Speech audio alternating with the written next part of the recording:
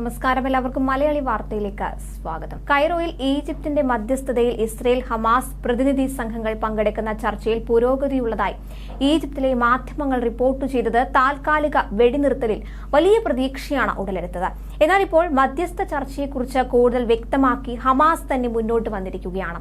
ചർച്ചയിൽ യാതൊരുവിധ ധാരണയും ഒന്നുമായിട്ടില്ലെന്നാണ് ഹമാസ് വ്യക്തമാക്കിയത്. സ്ഥിരമായ വെടിനിർത്തൽ, ബന്ദികളുടെ മോചനത്തിന് പകരമായി പലസ്തീൻ തടവുകാരുടെ മോചനം, ഇസ്രയേൽ സേനയുടെ പിന്മാറ്റം എന്നീ ആവശ്യങ്ങൾ ഹമാസ് ആവർത്തിച്ചെങ്കിലും ഇസ്രയേൽ ഇത് ചുരുട്ടിക്കൂട്ടി എന്ന് വേണം ഹമാസിന്റെ പ്രതികരണത്തിലൂടെ വിലയിരുത്താൻ. ഈജിപ്ത്, ഖത്തർ എന്നീ രാജ്യങ്ങളുടെ മധ്യസ്ഥതയിൽ രണ്ടാം ദിവസത്തിലേക്ക് കടന്ന ചർച്ചയിൽ ഹമാസ് ഇസ്രയേൽ പ്രതിനിധികൾക്കൊപ്പം US ചാരസംഘടനയായ CIA മേധാവി വില്യം ബേൺസും പങ്കെടുക്കുന്നുണ്ട്. ബന്ദികളെ മോചിപ്പിച്ചുകൊണ്ട് അടിയന്തര വെടിനിർത്തൽ ധാരണയ്ക്കാണ് US ശ്രമിക്കുന്നത്. കഴിഞ്ഞ ദിവസം തെക്കൻ ഗാസയിലെ ഖാൻ യൂനിസിൽ നിന്ന് ബന്ദികളിൽ ഒരാളുടെ മൃതദേഹം ഇസ്രയേൽ സൈന്യം കണ്ടെടുത്തിരുന്നു.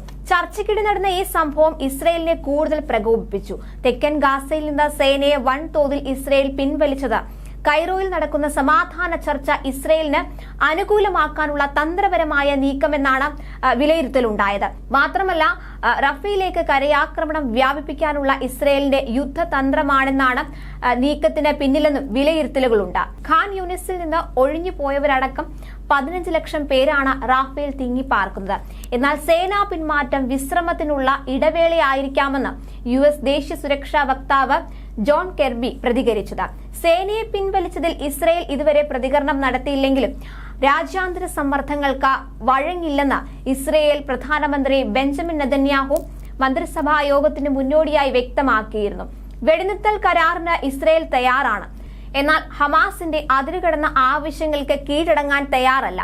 ഹമാസിനെതിരെ വിജയത്തിന് ഒരു ചുവട് മാത്രം അരികെയാണ്. യുദ്ധത്തിന് ഇസ്രയേൽ നൽകിയ വില ഹൃദയഭേദകമാണെന്നും ചൂണ്ടിക്കാട്ടിയ നെതന്യാഹു ശേഷിക്കുന്ന ബന്ദികളെ ഹമാസ് വിട്ടയക്കാതെ വെടിനിർത്തലിനില്ലെന്നും വ്യക്തമാക്കുകയായിരുന്നു. അതേസമയം റഫ ആക്രമിക്കാതെ യുദ്ധം അവസാനിപ്പിച്ചാൽ പിന്തുണ പിൻവലിക്കുമെന്ന് ദേശീയ സുരക്ഷാ മന്ത്രിയും തീവ്ര വലതുപക്ഷ കക്ഷി നേതാവുമായ ഇതാമർ ബെൻ ഗിവർ പ്രധാനമന്ത്രി ബെഞ്ചമിൻ നെതന്യാഹുവിന് മുന്നറിയിപ്പ് നൽകി.